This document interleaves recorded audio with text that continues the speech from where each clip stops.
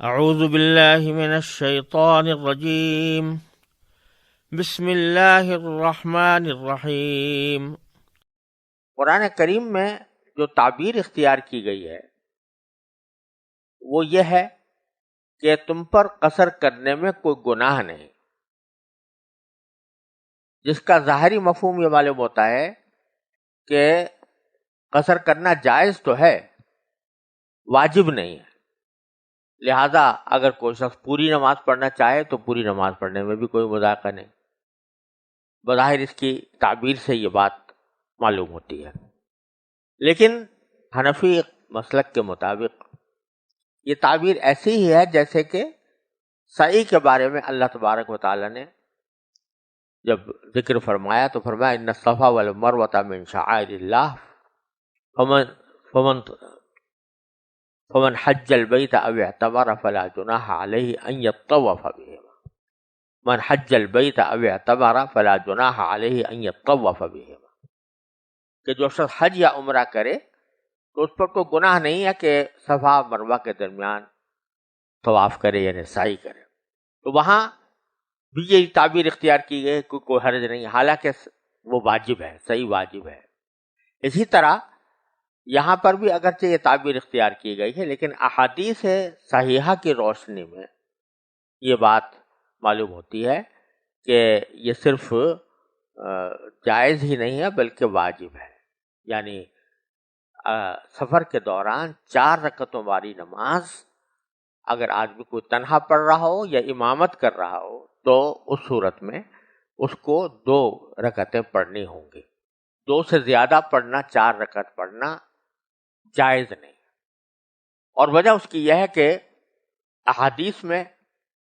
حضرت عائشہ صدیقہ رضی اللہ تعالیٰ عنہ سے متعدد روایات مروی ہیں جو اس بات پر دلالت کرتی ہیں۔ انہوں نے ایک روایت میں فرمایا کہ تمام غیر قصر علی نساء نبیکم صلی اللہ علیہ وسلم، کہ یہ 2 رکعتیں جو ہیں یہ مکمل ہیں، یہ تخفیف کے طور پر قصر نہیں بلکہ یہی مکمل ہے۔ تو اس لیے حنفی مسلک کے مطابق یہ واجب ہے کہ قصر واجب ہے، اور پورا کرنا سفر کی حالت میں جائز نہیں۔ دوسرے بات ائمہ کے ہاں پورا کرنا بھی جائز ہے، جیسے امام شافعی رحمۃ اللہ علیہ کے ہاں پورا کرنا بھی جائز ہے۔ اگر کوئی چاہے تو پورا کر لے اور چاہے تو 2 رکعتیں پڑھ لے، لیکن احادیث کی روشنی میں یہی بات زیادہ راجح معلوم ہوتی ہے کہ قصر کرنا واجب ہے۔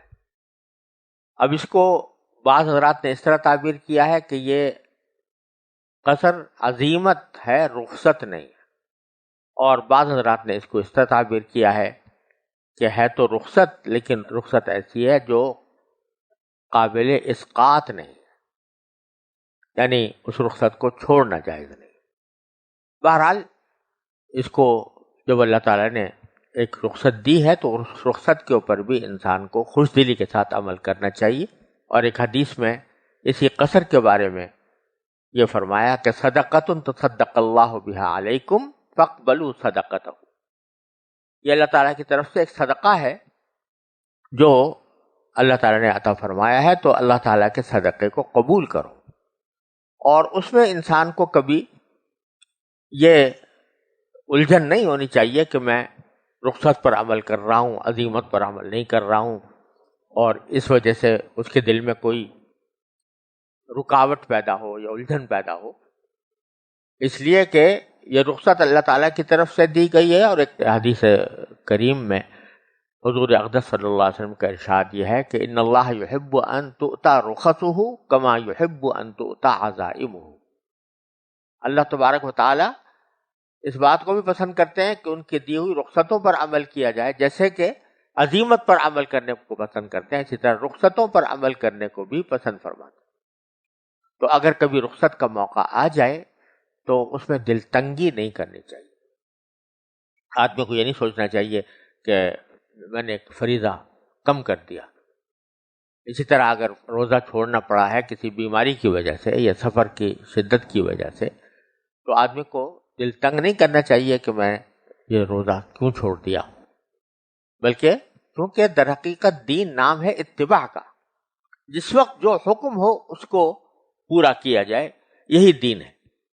انسان کا اپنا شوق، اپنا ارادہ، یہ کوئی حقیقت نہیں رکھتا اللہ تعالیٰ کے حکم کے آگے۔ لہذا انسان کو اس رخصت کو بھی اہتمام کے ساتھ اور خوش دلی کے ساتھ اختیار کرنا چاہیے۔ پھر آگے ایک اور لفظ بڑھا ہوا ہے قصر کے سلسلے میں کہ ان خفتم ان یفتنکم الذین کفروا، کہ اگر تمہیں اس بات کا اندیشہ ہو کہ کافر لوگ تمہیں پریشان کریں گے۔ اس جملے کی وجہ سے بعض لوگوں کے ذہن میں یہ شبہ پیدا ہو گیا کہ شاید قصر صرف اسی حالت میں جائز ہے نماز کا جب دشمنوں سے کوئی اندیشہ ہو، اور اگر امن کی حالت ہو تو پھر قصر جائز نہیں، کیونکہ ان خفتم ان یفتنکم الذین کفروا کے الفاظ قرآن کریم نے ارشاد فرمائے ہیں کہ اگر کافر لوگ تمہیں فتنے میں ڈالنے کا اندیشہ ہو کافروں کی طرف سے تو پھر قصر کرنا تمہارے لیے جائز ہے۔ لیکن یہ اس پر تمام امت کا تقریباً اجماع ہے کہ یہ شرط جو یہاں پر ذکر کی گئی ہے یہ بطور واقعہ ذکر کی گئی ہے، یعنی جس وقت یہ حکم آ رہا تھا تو اس وقت میں مسلمانوں پر کچھ خوف کی حالت تھی، تو اللہ تبارک و تعالی نے اس خوف کی حالت کا ذکر کیا ہے ایک واقعے کے طور پر کہ اگر تمہیں دشمنوں سے پریشانی کا اندیشہ ہے تو اللہ تعالی نے تمہارے لیے راستہ رکھا ہوا ہے سفر کے اندر کہ تم سفر کرو، اور سفر کرنے کے بعد اس میں قصر بھی کرو۔ تو یہ ایک واقعے کا بیان ہے، کوئی باقاعدہ قید اور شرط نہیں ہے قصر کے جواز کے لیے، اور اس کے اوپر بھی حدیثوں کے اندر اس کی وضاحت آئی ہے۔ بعض صحابہ کرام نے نبی کریم صلی اللہ علیہ وسلم سے پوچھا کہ یا رسول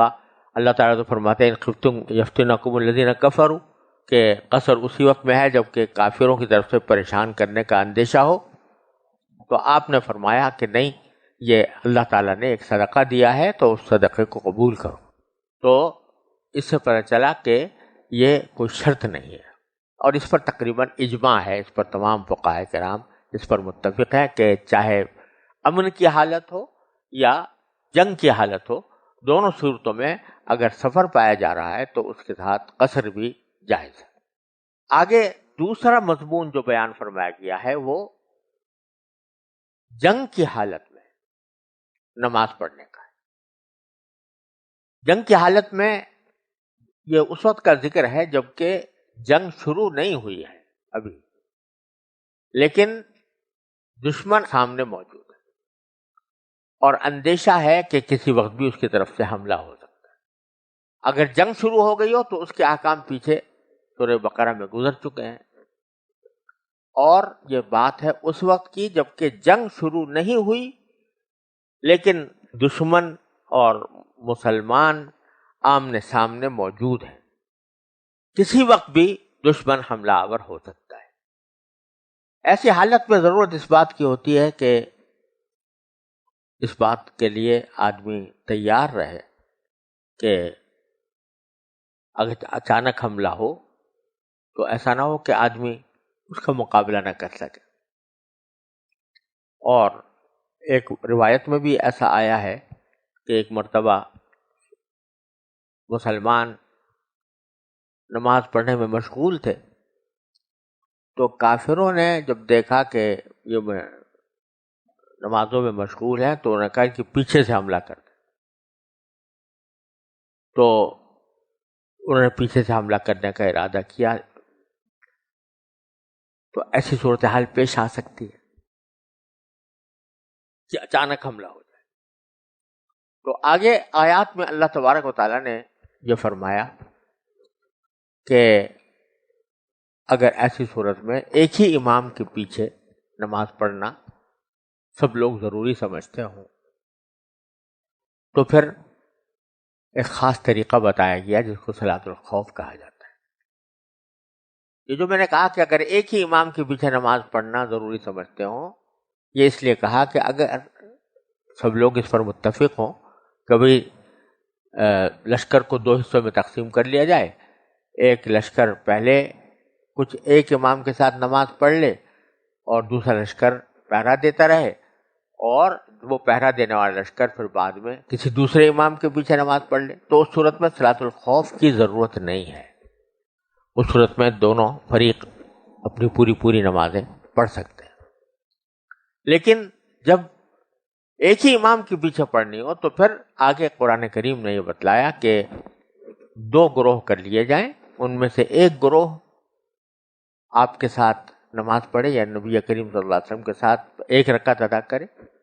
اور دوسرا گروہ دشمن کے مقابل کھڑا رہے، پہرا دیتا رہے، اور جب وہ پہلا گروہ جب نماز کی پہلی رکعت پوری کر لے تو پھر دوسرا گروہ آ جائے۔ چنانچہ فرمایا گیا وَإِذَا كُنْتَ فِيهِمْ، اور اے پیغمبر جب تم ان کے درمیان موجود ہو۔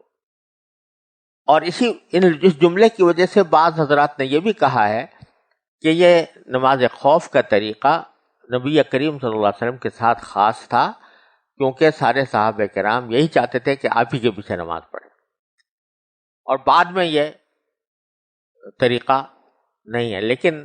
جمہور کا قول یہی ہے کہ یہ آج بھی مشروع ہے، جبکہ اس وقت جبکہ سب لوگ مل کر کسی ایک ہی امام کے پیچھے نماز پڑھنا چاہتے ہیں۔